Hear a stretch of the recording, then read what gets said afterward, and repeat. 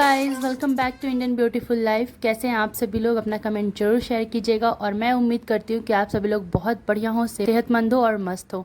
तो जी, वीडियो की शुरुआत हो गई है और आज जो है वो मैं वीडियो की शुरुआत मॉर्निंग से कर रही हूँ। तो घर के लगभग सारे काम हो गए हैं, बस मेरा नहाना रह गया था, तो मैं सोची नहाने से पहले ये काम भी कर दूँ। और यहाँ पर मैं मलाई से मक्खन बाहर निकाल रही हूँ। तो आज मैं यूज़ कर रही थी इलेक्ट्रॉनिक विस्कर का। वैसे तो मैं जनरली चम्मच से ही निकाल लेती हूँ, बट आज मेरे पास समय थोड़ा कम था, इसलिए मैंने इसका यूज किया और आप देख सकते हैं 2 मिनट के अंदर सारे जो मक्खन थे वो बाहर आ गए हैं। और इसका यूज करने से मैं इसलिए बचती थी ना कि आप यहाँ पे देख सकते हैं कि मलाई तो मक्खन तो बहुत जल्दी बाहर आ जाता है, बट इसे साफ़ करना थोड़ा सा चैलेंजिंग टास्क हो जाता है। बट वो भी जो है वो टिप्स एंड ट्रिक के साथ करो ना तो ईजी हो जाता है। जैसे कि अभी मैंने इसके ऊपर ठंडा पानी डाल दिया था, बिल्कुल चिल्ड वाटर था। इसके कारण क्या होता है ना, जितने भी मक्खन होते हैं वो जम जाते हैं, तो वो ईजिली बाहर आ जाते हैं। एंड रही बात फाइनल क्लीनिंग की, तो जब ये सारा मक्खन मैं इससे निकाल लूँगी ना तो फिर गर्म पानी से क्लीन कर दूँगी, तो ये बहुत ही जल्दी क्लीन हो जाता है। तो ये देखिए इतना मक्खन बन करके रेडी हो गया है और अब इसे मैं फ्रिज में डाल दूँगी सेट होने के लिए। तो मैं यही करती हूँ, मक्खन निकाल के तुरंत मैं इसे घी बनने पे नहीं छोड़ती हूँ, इसे डाल देती हूँ फ्रिज में ताकि ये सेट हो जाए। और फ्रिज में डालने से ये भी होता है ना कि इसके अंदर जितना भी एक्स्ट्रा दूध वगैरह होता है ना वो ईजिली बाहर आ जाता है, तो उसे हम लोग निकाल देते हैं, इसलिए मैं इसे फ्रिज में डाल देती हूँ। और इतना जो दूध है वो इससे निकला है, तो इसका मैं जमा लूँगी दही। फिलहाल मेरे पास दही नहीं है, तो इसे भी उठा करके फ्रिज में डाल दूँगी। और जब तक ये सेट होगा ना तब तक मैं अपना नहाना धोना करूँगी, क्योंकि मेरा नहाना रह रहा है और बाकी के सारे काम जो है वो मैंने कर लिए हैं। तो चलिए इसे फ्रिज में डाल देते हैं एंड इसके बाद फिर मैं आपको दिखाऊँगी कि इसका जो घी है वो कितना बन करके रेडी हुआ है।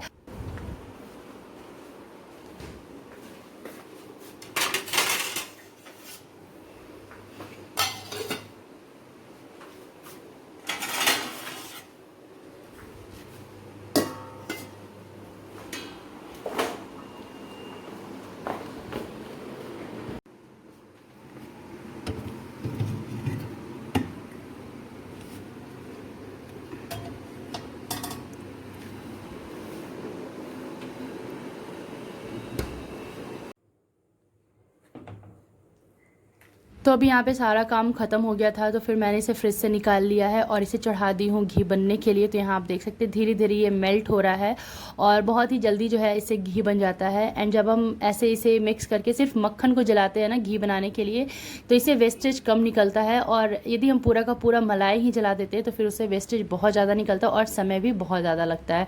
तो मैं तो यही रिकमेंड करूँगी कि जब भी आप मलाई से घी निकालना चाह रहे हैं तो पहले उस मक्खन निकालें और उसके बाद फिर घी बनाएं।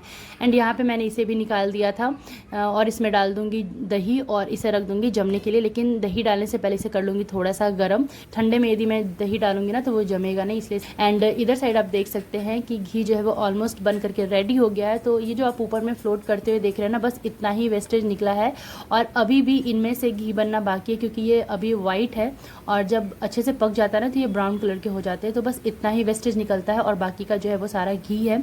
तो घी बनने का प्रोसेस तो मेरा कुछ इस तरीके से होता है। हाँ, टाइम बाय टाइम मैं कुछ कुछ चेंज कर देती हूँ, जैसे कभी स्पून से मलाई निकाल लिया, कभी बिस्किट से निकाल लिया। तो थोड़े बहुत चेंजेस है जो आपको दिखते होंगे, बट जो मेरा बेसिकली जो रहता है वो मैं ऐसे ही निकालती हूँ कि मक्खन निकाल के उसे फ्रिज में डाल दिया सेट होने के लिए एंड फिर घी बना लेती हूँ।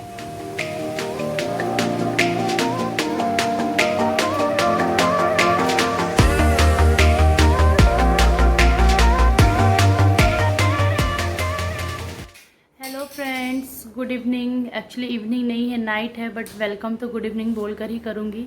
तो कैसे हैं आप सभी लोग? आप अपनी राय और सजेशन कमेंट बॉक्स में ज़रूर छोड़ा कीजिए और हाल समाचार भी अपना कमेंट बॉक्स में ज़रूर लिखा कीजिएगा। तो यहाँ पे डिनर की तैयारी ऑलमोस्ट हो गई है, मतलब सब्ज़ी जो है वो चढ़ी हुई है, ऑलमोस्ट वो भी डन ही है। एंड रोटी बनाना है, तो मैं वेट कर रही हूँ हस्बैंड का। वो मार्केट गए हैं क्योंकि आज है थर्सडे और आज हमारे साइड वीकली मार्केट लगती है, तो सब्जी लाने के लिए गए हैं। और यहाँ पे कू भी आ गई है। हेलो बोल दो। हेलो। ओ तो मैं सोची कि जब वो आ जाएंगे सब्जी वगैरह को फ्रिज में लगा लूँगी, तब गर्मा गर्म रोटी बना करके खाऊंगी और साथ में खाएंगे तो इसलिए मैं अभी रोटी नहीं बनाई हूँ। और सब्जी भी ना आज, मतलब थर्सडे ऐसा दिन हो जाता है कि मैं कोशिश करती हूँ कि आज के दिन तक जितनी भी पहले की सब्जियाँ हैं वो सब ख़त्म कर दूँ, बट अनलकीली आज टमाटर वगैरह भी कल ही ख़त्म हो गया था। तो आज जो पनीर की सब्ज़ी है वो मैं सॉस वॉस डाल करके थोड़ा चाइनीज़ फ्लेवर वाला बनाई हूँ। एंड रोटी जो है वो आने के बाद बनाऊँगी। तो जब हस्बैंड आ जाएंगे तो साथ में बनाएंगे और बैठकर साथ में खाएंगे। और इसे यदि भूख लगेगी ना तो फिर मैं बना दूँगी, बट अभी ये खाएगी नहीं, मुझे पता है। और तो यही था शाम का अपडेट, मैं सोची आप लोग को दे दूँ। और आज वीडियो बहुत लेट शुरू की हूँ क्योंकि सुबह से बहुत ज़्यादा बिजी चल रही थी। सुबह से क्या, हम लोग पिछले 2-3 हफ्ते से इतना ज़्यादा बिजी चल रहे हैं कि मैं बता नहीं सकती हूँ। और मतलब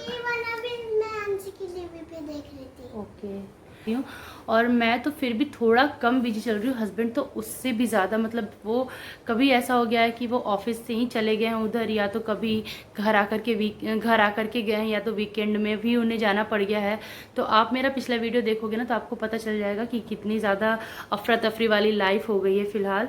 तो इतनी भागदौड़ क्यों हो रही है ये सब मैं आप लोग के साथ शेयर करूंगी। आने वाले मेरे वीडियोस में आप लोग को पता चलेगा। फ़िलहाल की जो लाइफ है ना वो बहुत ज़्यादा भागा दौड़ी वाली हो गई है। एंड अभी तो मुझे भूख भी नहीं लग रही है, बस ऐसा लग रहा है कि सो जाऊं। लेकिन रात में बिना खाए सोना भी सही नहीं होता, थोड़ा ही सही लेकिन खा कर सोना चाहिए।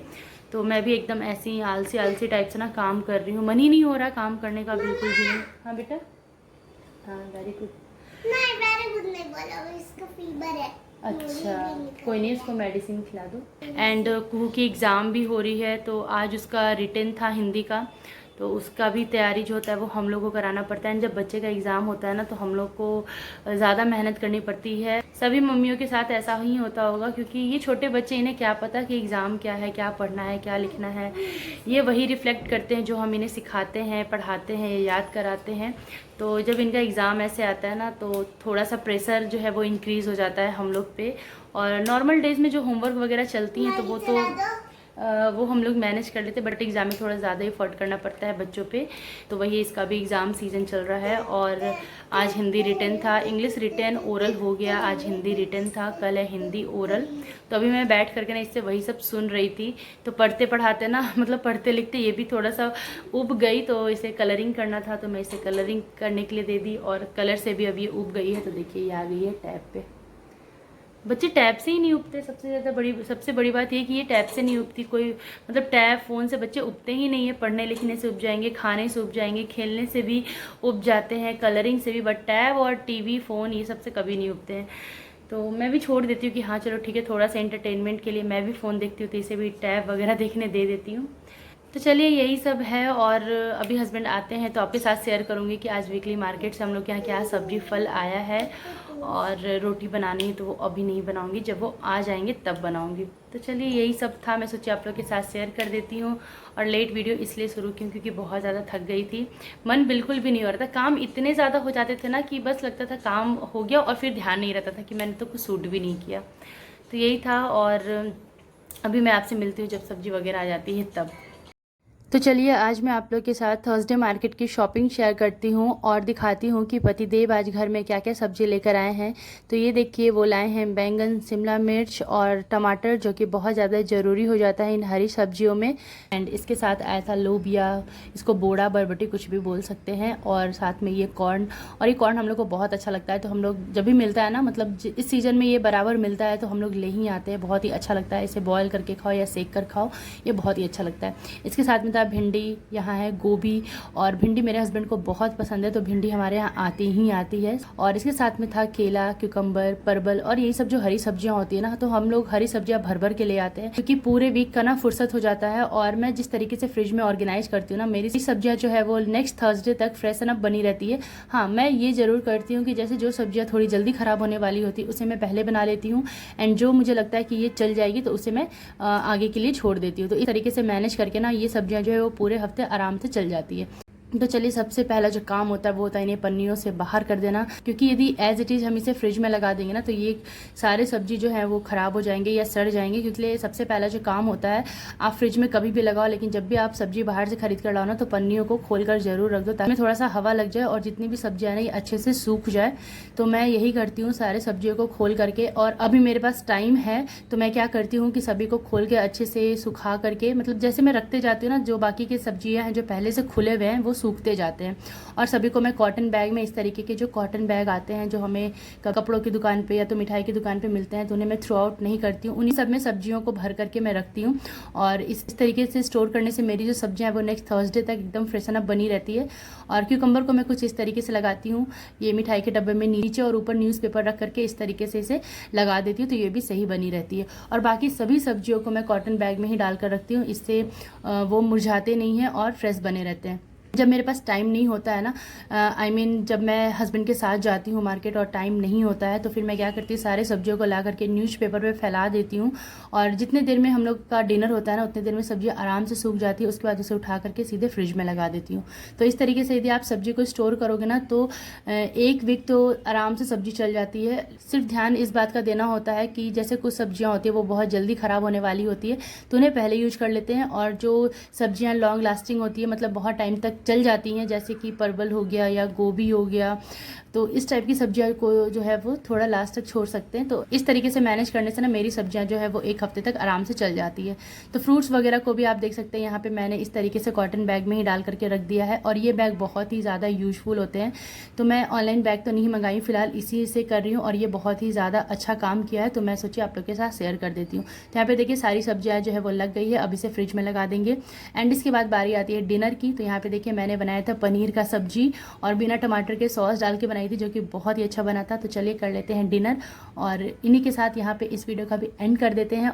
और जल्द मिलेंगे आपसे मेरे अगले वीडियो में, तब तक के लिए bye bye, take care and good night.